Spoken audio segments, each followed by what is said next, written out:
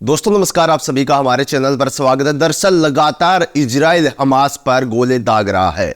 आप सभी को पता से जारी इस जंग को आज 19 दिन हो चुके हैं और इस बीच न जाने कितने मासूमों की जान भी चली गई है। जी हाँ, इजराइल अपनी बमबारी रोकने का नाम नहीं ले रहा है, लेकिन दूसरी तरफ हमास के लोग छिपने की जगह ढूंढ रहे हैं। वो मासूम बच्चे जो हर रोज अपने सफ़ेद चद्दरों में, सफ़ेद कफन में उनको लपेटा जा रहा है, दोस्तों उनके माँ बाप पर क्या बीतरी होगी ये शायद इजराइल नहीं देख रहा है। लेकिन इसी बीच एक बड़ी खबर आती है। इसी बीच अमेरिका की तरफ से इजराइल को चेतावनी जारी की जाती है। जी हाँ, बहुत ही बड़ी खबर, अब तक की सबसे बड़ी खबर।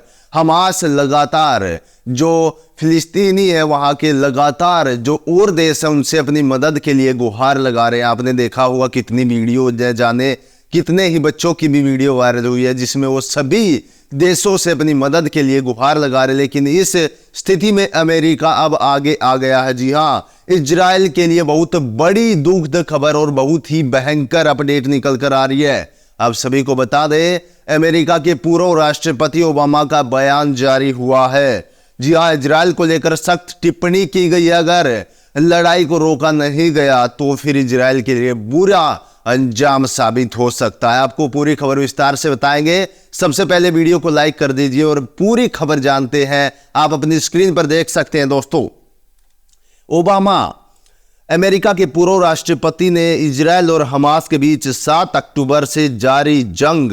इस बीच अमेरिका के पूर्व राष्ट्रपति बराक ओबामा ने इजराइल को चेतावनी दी है। उन्होंने कहा, गाजा में इजराइल की कुछ कार्रवाइयां जैसे खाने पानी में कटौती कई पीढ़ियों तक फिलिस्तीनियों के रवैयों को कठोर कर सकता है। इतना ही नहीं, ये इजराइल के लिए अंतर्राष्ट्रीय समर्थन को कमजोर कर सकती है। जी हाँ दोस्तों, ये बड़ी बात कह दी गई है। इजराइल क्या कर रहा? इजराइल लगातार हमास में जो पीड़ित लोग हैं, जो वहां पर दुर्घटनाग्रस्त हुए, वहां पर जिन को ज़्यादा गंभीर रूप से चोटें लगी हैं, जिनकी जान चली गई वो तो अलग, जिनको गंभीर रूप से चोटें लगी वो जिन अस्पतालों में भर्ती है, अब उन अस्पतालों को टारगेट किया जा रहा है। लगातार इजरायली गोले दाग रहे हैं और लगातार जो है हमास के अलग अलग जगहों पर जहां पर सबसे ज़्यादा उनको लोग दिखते हैं उसी जगह को टारगेट बनाया जा रहा है। और इसी बीच अमेरिका ने कह दिया है कि आपने अगर वहां का खाना पानी बंद कर दिया,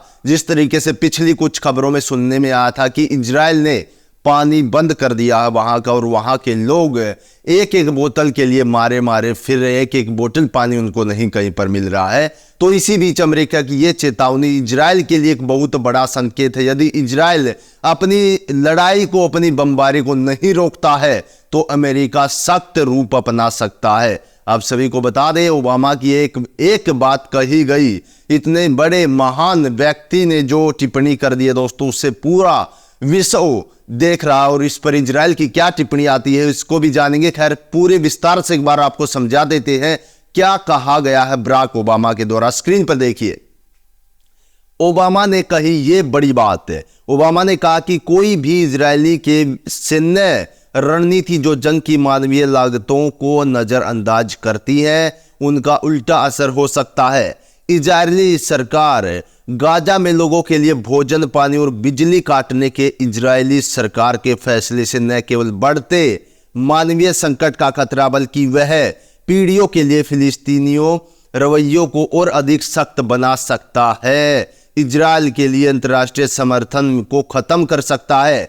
इजराइल के दुश्मन इसका इस्तेमाल कर सकते हैं और इलाकों में शांति और स्थिरता हासिल करने की कोशिशों को कमजोर कर सकता है। यहां पर एक तरफ से कहा गया है बराक ओबामा की तरफ से, यदि इजराइल अब नहीं रुकता है तो अंतर्राष्ट्रीय जो उसको सहायता मिलती है, यानी कि और देशों से जो उसको सहायता मिलती है, बातचीत होती है, वो शायद नहीं हो पाएगी आने वाले दिनों में अगर इजराइल अपनी बमबारी बंद नहीं करता है। और जो हमास के लोगों पर जो मासूमों की दिन प्रतिदिन लाशें उठ रही है, आप सभी को पता होगा कि जो सरकारी आंकड़े अब तक के 5 से 6 हजार के बीच लोगों की वहां पर घटना जो बमबारी है उसके कारण मृत्यु हो चुकी है। ये सरकारी आंकड़े हम आपको बता रहे हैं। और इससे सरकारी आंकड़ों से हटकर अगर हम देखेंगे तो 10,000 20,000 किसी को कुछ नहीं पता कि कितनी लोगों की अर्थियां वहां से उठ चुकी है।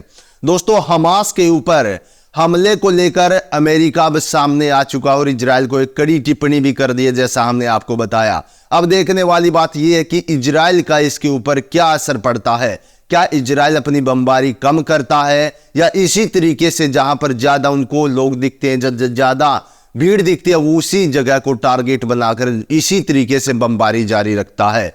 हम आपके साथ जुड़ते रहेंगे। हमास और फिलिस्तीन के बीच जो इजराइल के बीच बड़ी जंग जारी है, उसमें क्या क्या किस तरीके से इजराइल कहर ढा रहा है दोस्तों, और किस तरीके से जो और देश हैं धीरे धीरे करके इजराइल के विरुद्ध खड़े होना शुरू हो गए हैं, उसके बीच अब इजराइल की क्या स्थिति हो सकती है। क्या इजराइल पर भी कोई बाहरी देश अटैक कर सकता है यदि उसने बमबारी नहीं रोकती, तो ये देखने वाली बात होगी। आप हमारे साथ जुड़े रहिए, चैनल को सब्सक्राइब कर लीजिए, हर एक अपडेट आपको देते रहेंगे। सभी को जय हिंद।